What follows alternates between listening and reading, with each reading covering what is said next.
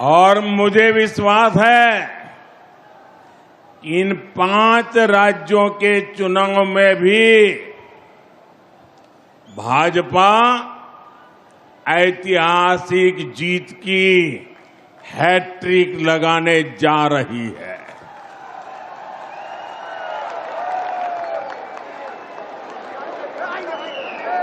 चार मई के नतीजे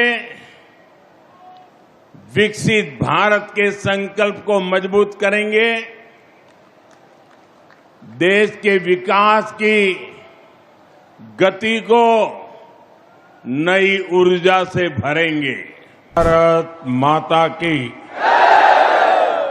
गंगा मैया की, गंगा मैया की। उत्तर प्रदेश की राज्यपाल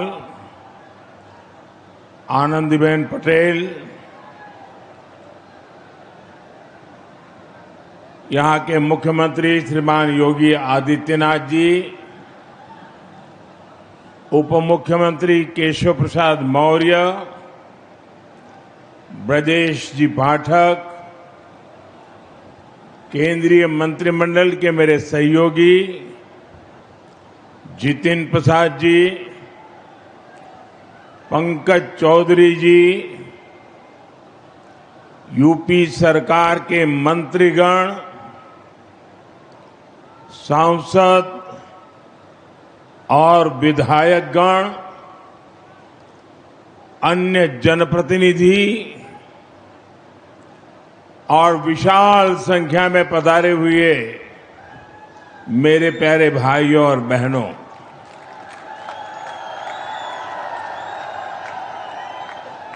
सर्वप्रथम मैं भगवान नरसिंह की इस पुण्य भूमि को प्रणाम करता हूं। यहां से कुछ किलोमीटर की दूरी पर मां गंगा कृपा बहाती हुई गुजरती है, इसलिए ये पूरा क्षेत्र ही तीर्थ से कम नहीं है। और मैं मानता हूं यूपी को एक्सप्रेस वे का यह वरदान, ये भी मां गंगा का ही आशीर्वाद है।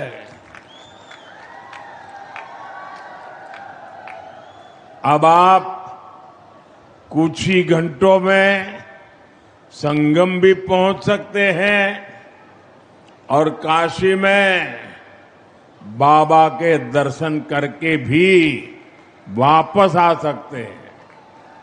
साथियों, जैसे मां गंगा हजारों वर्षों से यूपी की और इस देश की जीवन रेखा रही है, वैसे ही आधुनिक प्रगति के इस दौर में उनके समीप से गुजरता ये एक्सप्रेसवे, ये यूपी के विकास की नई लाइफलाइन बनेगा। ये भी अद्भुत संयोग है कि पिछले 4-5 दिनों में मैं मां गंगा के सानिध्य में ही रहा हूं। 24 अप्रैल को मैं जब बंगाल में था तो मां गंगा के दर्शन किए थे, और फिर कल तो मैं काशी में था। आज सुबह ही फिर बाबा विश्वनाथ, मां अन्नपूर्णा और मां गंगा के दर्शन करने का सौभाग्य मिला। और अब मां गंगा के नाम पर बने इस एक्सप्रेस वे के लोकार्पण का अवसर मिला है। मुझे खुशी है कि यूपी सरकार ने इस एक्सप्रेस वे का नाम मां गंगा के नाम पर रखा है। इसमें विकास का हमारा विजन भी झलकता है और हमारी विरासत के भी दर्शन होते हैं। मैं यूपी के करोड़ों लोगों को गंगा एक्सप्रेसवे की बधाई देता हूं।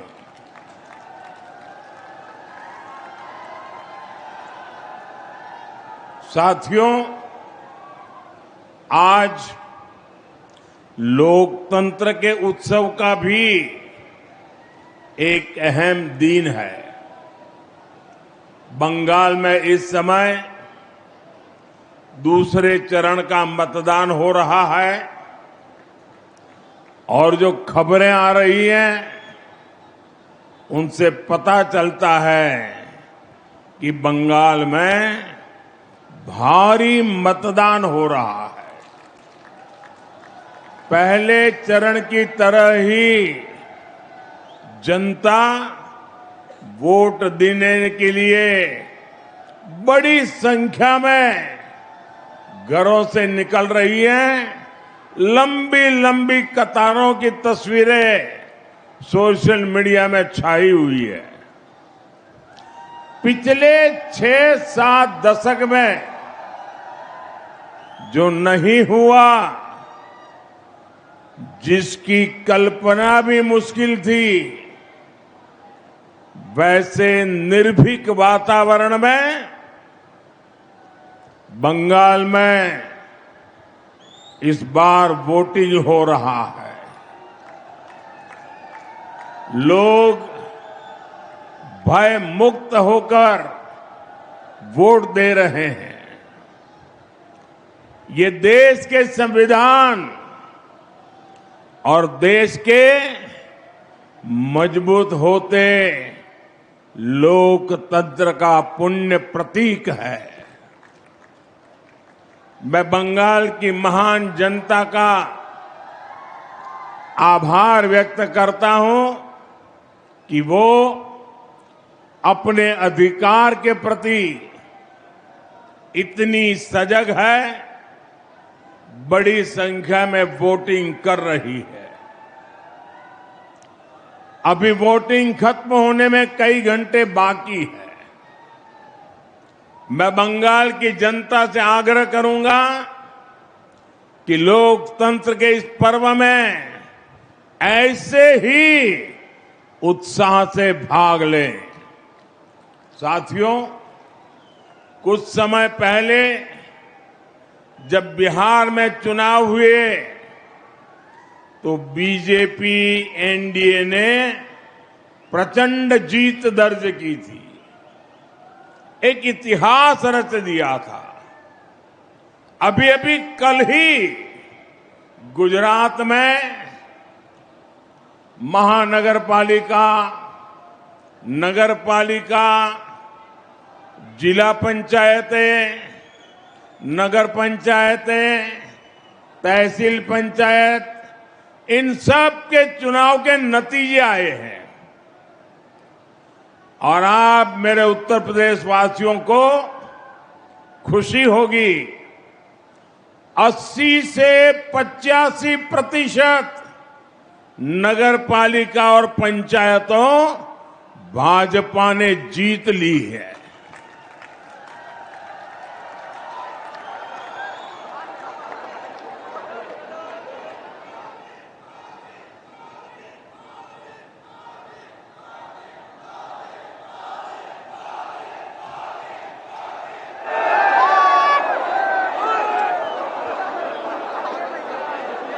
और मुझे विश्वास है कि इन 5 राज्यों के चुनाव में भी भाजपा ऐतिहासिक जीत की हैट्रिक लगाने जा रही है।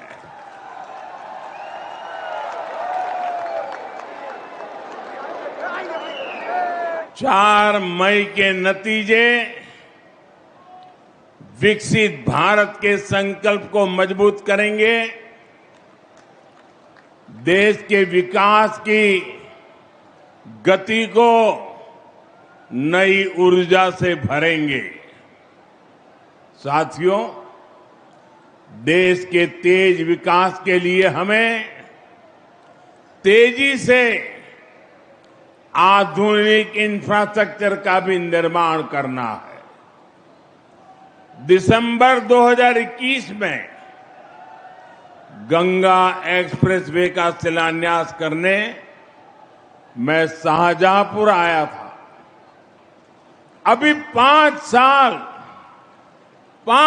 से भी कम समय हुआ है और आप देखिए, देश के सबसे बड़े एक्सप्रेसवेज में शुमार यूपी का सबसे लंबा ग्रीन कॉरिडोर एक्सप्रेसवे ये 5 साल के भीतर भीतर बनकर तैयार हो गया है।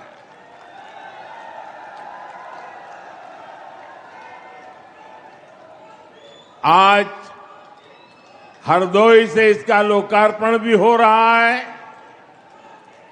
यही नहीं, एक और गंगा एक्सप्रेसवे का निर्माण पूरा हुआ है, तो साथ ही इसके विस्तार की योजना पर भी काम शुरू हो गया है।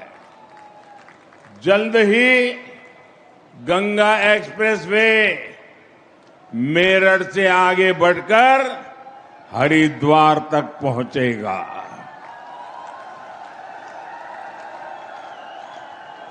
इसके और बेहतर उपयोग के लिए फर्रुखाबाद लिंक एक्सप्रेसवे का निर्माण कर इसे अन्य एक्सप्रेसवे से भी जोड़ा जाएगा।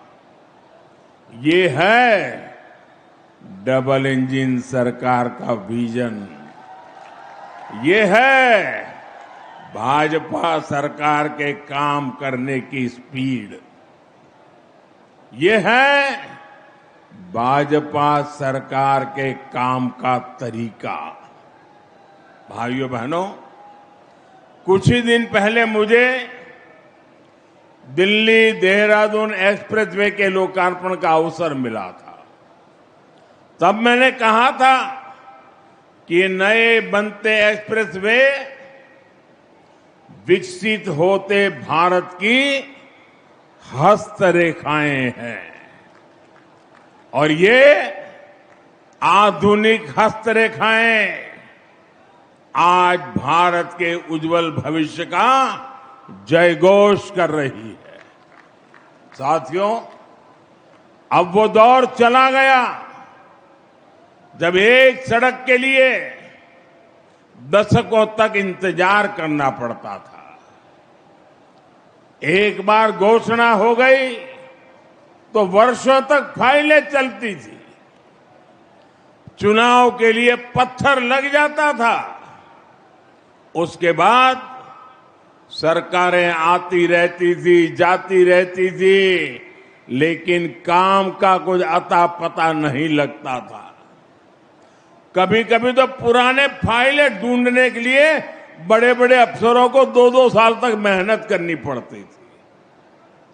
डबल इंजन सरकार में शिलान्यास भी होता है और तय समय में लोकार्पण भी हो करके रहता है।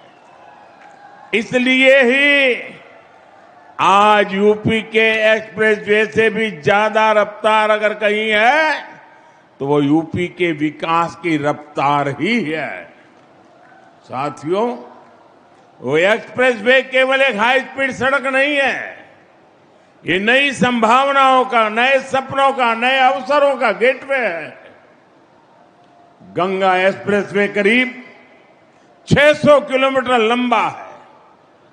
पश्चिमी यूपी में मेरठ, बुलंदशहर, हापुड़, अमरोहा, संभल और बदायूं, मध्य यूपी में शाहजहांपुर, हरदोई, उन्नाव, रायबरेली, पूर्वी यूपी में प्रतापगढ़ और प्रयागराज, इनके आसपास के दूसरे जिले गंगा एक्सप्रेसवे इससे इन इलाकों के करोड़ों लोगों का जीवन बदलेगा। साथियों, इन क्षेत्रों को गंगा जी और उनकी सहायक नदियों की उपजाऊ मिट्टी का वरदान मिला है। लेकिन पहले की सरकारों ने जिस तरह किसानों की उपेक्षा की, उसके कारण किसान परेशानियों के में ही घिर करके रह गए। यहां के किसानों की फसलें बड़े बाजारों तक नहीं पहुंच पाती थी, कोल्ड स्टोरेज की कमी थी, लॉजिस्टिक का अभाव था, किसानों को उनकी मेहनत का सही मूल्य नहीं मिलता था। अब उन कठिनाइयों का समाधान भी तेजी से होगा। गंगा एक्सप्रेसवे से कम समय में बड़े बाजारों तक पहुंच मिलेगी। यहां खेती के लिए जरूरी इंफ्रास्ट्रक्चर का विकास होगा। इससे हमारे किसानों की आय बढ़ेगी। साथियों, गंगा एक्सप्रेसवे यूपी के एक छोर को दूसरे छोर से तो जोड़ता ही है, ये एनसीआर की असीम संभावनाओं को भी करीब लाएगा। गंगा एक्सप्रेसवे पर गाड़ियां तो दौड़ेगी ही, इसके किनारे नए औद्योगिक अवसर विकसित होंगे। इसके लिए हरदोई जैसे दूसरे जिलों में इंडस्ट्रियल कॉरिडोर विकसित किए जा रहे हैं। इससे हरदोई, शाहजहांपुर, उन्नाव समेत सभी 12 जनपदों में नए उद्योग आएंगे। अलग अलग सेक्टर्स जैसे फार्मा, टेक्सटाइल आदि के क्लस्टर्स विकसित होंगे। युवाओं के लिए रोजगार के नए अवसर भी तैयार होंगे। साथियों, हमारे ये युवा मुद्रा योजना और ओडीओपी जैसी योजनाओं को उसकी ताकत से खुद भी नए नए कीर्तिमान गढ़ रहे हैं। यहां छोटे उद्योग, एमएसएमई को बढ़ावा मिल रहा है। बेहतर कनेक्टिविटी की सुविधा से उनके लिए भी नए रास्ते खुलेंगे। मेरठ की स्पोर्ट्स इंडस्ट्री, संभल का हैंडीक्राफ्ट, बुलंदशहर के सिरेमिक, हरदोई का हैंडलूम, उन्नाव का लेदर, प्रतापगढ़ के आंवला प्रोडक्ट्स, ये सब बड़े स्केल में देश दुनिया के मार्केट में पहुंचेंगे। लाखों परिवारों के इससे आमदनी बढ़ेगी। आप मुझे बताइए, क्या पुरानी सरकार में हरदोई, उन्नाव जैसे जिलों में इंडस्ट्रियल कॉरिडोर बनाने की कल्पना तक हो सकती थी क्या? हमारे हरदोई से भी एक्सप्रेसवे गुजरेगा। ये कोई सोच सकता था क्या कभी? ये काम केवल भाजपा सरकार में ही संभव है। साथियों, पहले यूपी को पिछड़ा और बीमारू प्रदेश कहा जाता था। वही उत्तर प्रदेश आज $1 ट्रिलियन की इकोनॉमी बनने के लिए आगे बढ़ रहा है। ये एक बहुत बड़ा लक्ष्य है, लेकिन इसके पीछे उतनी ही बड़ी तैयारी भी है, क्योंकि यूपी के पास इतनी असीम क्षमता है। देश की इतनी बड़ी युवा आबादी का पोटेंशियल यूपी के पास है। इस ताकत का इस्तेमाल हम यूपी को मैन्युफैक्चरिंग हब बनाने के लिए कर रहे हैं। यूपी में नए उद्योग और कारखाने लगेंगे। यहां जब बड़ी मात्रा में निवेश आएगा, तभी यहां आर्थिक प्रगति के दरवाजे खुलेंगे, युवाओं के लिए रोजगार के अवसर पैदा होंगे। भाइयों बहनों, इसी विजन को केंद्र में रखकर बीते वर्षों में लगातार काम हुआ है। आप सब खुद भी महसूस कर रहे हैं, जिस यूपी की पहचान पहले पलायन से होती थी, आज उसे इन्वेस्टर समिट और इंडस्ट्रियल कॉरिडोर के लिए जाना जा रहा है। यूपी की इन्वेस्टर समिट में देश और दुनिया से कंपनियां आती हैं। यूपी में हजारों करोड़ रुपए का निवेश हो रहा है। आज अगर भारत दुनिया में दूसरा सबसे बड़ा मोबाइल निर्माता है, तो उसमें बहुत बड़ा योगदान यूपी का है।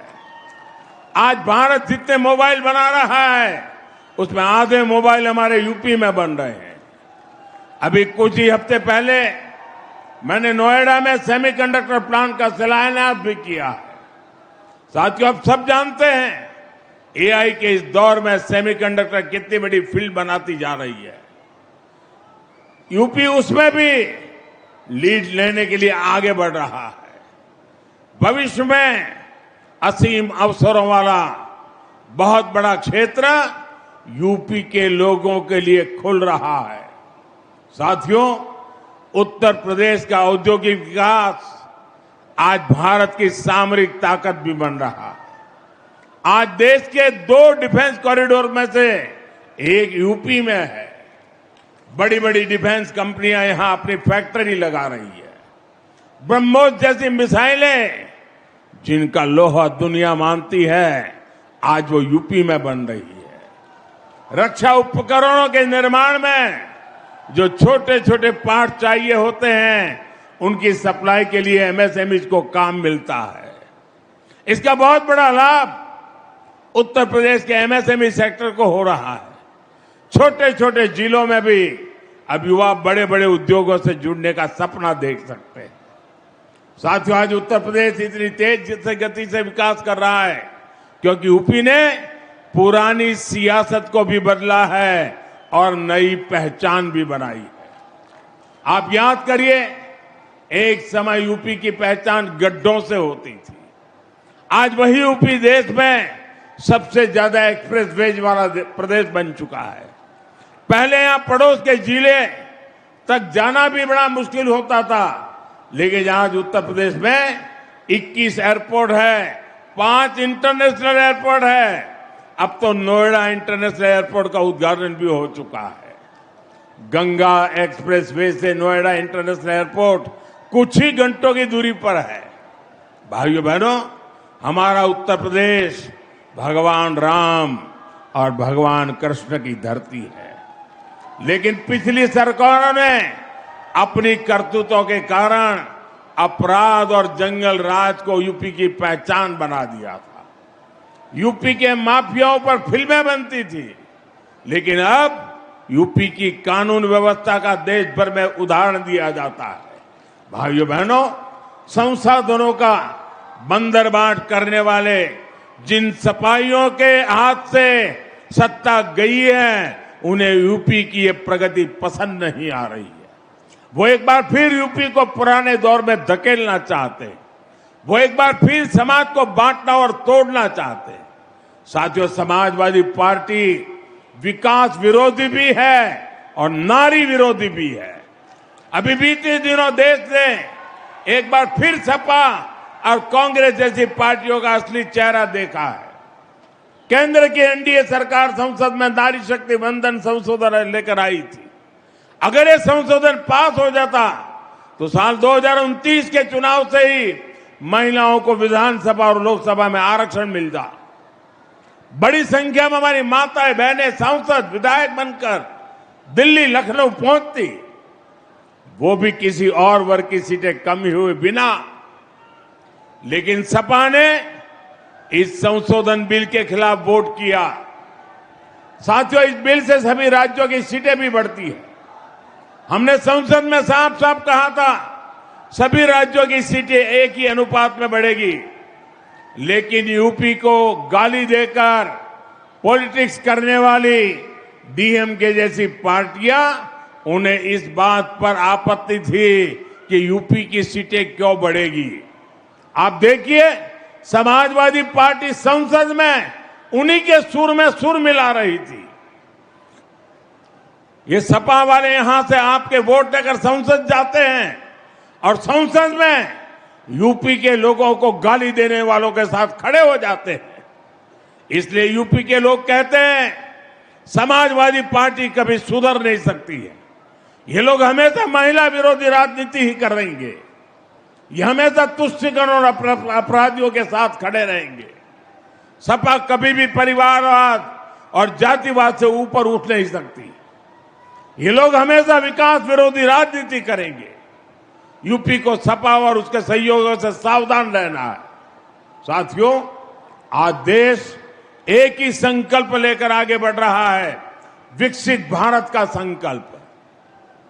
इस संकल्प को पूरा करने में उत्तर प्रदेश की बहुत बड़ी भूमिका है। आप सब देख रहे हैं आज पूरी दुनिया कैसे युद्ध, अशांति और अस्थिरता में फंसी हुई है। दुनिया के बड़े बड़े देशों में हालत खराब है, लेकिन भारत विकास के रास्ते पर उसी रफ्तार से आगे बढ़ रहा है। बाहर के दुश्मनों को ये पसंद नहीं आ रहा। भीतर बैठे कुछ लोग भी सत्ता की भूख में भारत को नीचा दिखाने की कोशिश में लगे हैं। फिर भी हम न केवल सुरक्षित है, बल्कि विकास के नए नए कीर्तिमान भी गढ़ रहे हैं। हम आत्मनिर्भर भारत का अभियान को आगे बढ़ा रहे हैं। हम आधुनिक से आधुनिक इंफ्रास्ट्रक्चर का निर्माण कर रहे हैं। गंगा एक्सप्रेसवे इसी दिशा में एक और मजबूत कदम है। मुझे विश्वास है गंगा एक्सप्रेसवे जिन संभावनाओं को हमारे दरवाजे तक लेकर आएगा, यूपी के लोग अपने परिश्रम और अपनी प्रतिभा से उन्हें साकार करके रहेंगे। इसी संकल्प के साथ आप सभी को एक बार बहुत बहुत बधाई, बहुत बहुत धन्यवाद। भारत माता की, भारत माता की। वंदे वंदे वंदे वंदे वंदे। बहुत बहुत धन्यवाद।